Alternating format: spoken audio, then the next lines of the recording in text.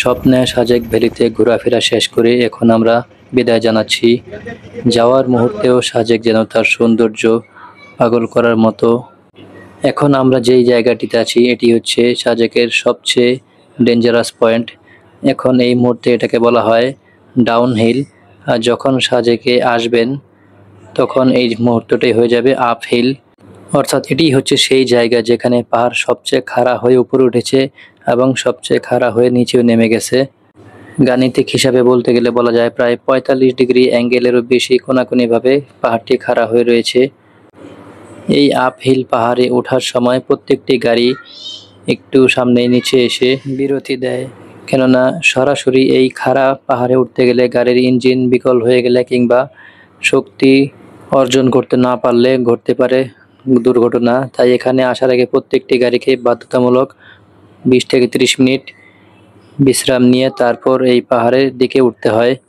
তো আমরা এখন যাওয়ার দিনও সেই খাড়া পাহাড় বেয়ে নামছি এবং দূরে পাহাড়ের খুব সৌন্দর্যগুলো উপভোগ করছি। সাজেক ভ্যালির আঁকা বাঁকা পাহাড়ি রাস্তা যেন এক অন্যরকম অনুভূতি। উঁচু নিচু পথে গাড়ি এগোতে থাকে আর চারপাশে ছড়িয়ে থাকে সবুজ পাহাড়, ঘন জঙ্গল ও মেঘের খেলা। রাস্তা কোথাও বাঁক নিয়ে উপরে উঠেছে, আবার তো কোথাও নিচে নেমে গেছে। এই উপরে নিচে ওঠাটাই যেন একরকম দোল খাওয়ার মতো অনুভূতি হচ্ছিল। এই রাস্তায় চলতে চলতে মনে হয় প্রতিটি বাঁক যেন এক একটি নতুন গল্প, প্রকৃতির বুকে লেখা এক একটি সৌন্দর্যের কবিতা। সাজেক ভ্যালির পাহাড় পর্বতই শুধু নয়, এই পথে চলাটাই যেন এক অন্যরকম অনুভূতি এবং আনন্দ ও সুখময় স্মৃতি। সাজেক ভ্যালি বেড়াতে আসলে খুবই বড় রকমের একটি জার্নি ধকল যায়, কিন্তু সাজেকের পাহাড়ি রাস্তা এবং এর আশপাশের সৌন্দর্য দেখে সেই ক্লান্তি ধকল যেন একদম নিমেষেই মিলিয়ে যায়। সত্যি কথা বলতে সাজেক ভ্রমণকারী প্রত্যেকটি পর্যটক একবার নয় বারবারই ঘুরে আসতে চাইবে সাজেক ভ্যালিতে। পাহাড় কেটে এত সুন্দর রাস্তা বানানো, এটি হচ্ছে বাংলাদেশ সেনাবাহিনীর দেশপ্রেম এবং অক্লান্ত পরিশ্রমের ফল। এই জন্য বাংলাদেশ সেনাবাহিনীকে স্যালুট জানাই। তাছাড়া সাজেকে ঘুরতে আসা প্রত্যেকটি পর্যটকের নিরাপত্তার দায়িত্ব তাদের উপরেই, কেননা প্রতিদিন হাজার হাজার পর্যটক আসেন। তারা সকলেই আর্মি স্কোয়াডের সাথে সাজেকের পথে রওনা হন এবং ফিরে যাওয়ার দিনও আর্মি স্কোয়াড সাথেই থাকে, যেন পাহাড়ি ঘুরতে আসা সাধারণ পর্যটকদের কোনো রকম দুর্ঘটনা বা ক্ষতির সম্মুখীন হতে না হয়, কেননা পাহাড়ের আঁকাবাঁকা থাকতে পারে নানা রকম দুষ্কৃতকারী।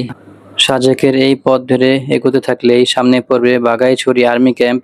সেই আর্মি ক্যাম্পের পাশেই একটি জায়গায় আছে হাজারছড়া ঝর্ণা, যে ঝর্ণাটি খুবই সুন্দর।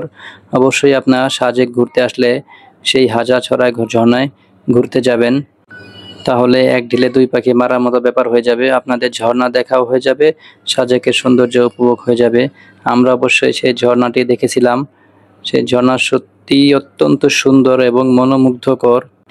আর যদি হাতে সময় থাকে তাহলে অবশ্যই খাগড়াছড়ি নেমে সেখান থেকে আলুটিলা গুহা ঘুরে আসতে পারেন। সেটিও অত্যন্ত সুন্দর একটি পর্যটন স্পট, খাগড়াছড়ি শহরের মধ্যে অবস্থিত। সাজেক ঘুরতে আসার দিনই চাঁদে গাড়ি নেওয়ার সময় আপনি তাদের সাথে কথা বলে কন্ট্যাক্ট করে নেবেন কোথায় কোথায় ঘুরবেন, কতক্ষণ ঘুরবেন। আমরা অবশ্য একসাথেই সাজেক সহ কথা বলে চুক্তি করে নিয়েছিলাম যে ঝর্ণা দেখব, আলুটিলা গুহায় যাব এবং সাজেকে থাকবো একদিন। তো সেইভাবেই আমরা সবকিছু ঘোরাফেরা সম্পন্ন করেছি এবং খুবই ভালো একটি সময়ও কাটিয়েছি। তো বন্ধুরা, আজকের মতো এখানেই বিদায় নিচ্ছি। ভালো থাকবেন। ধন্যবাদ সবাইকে। আসসালামু আলাইকুম।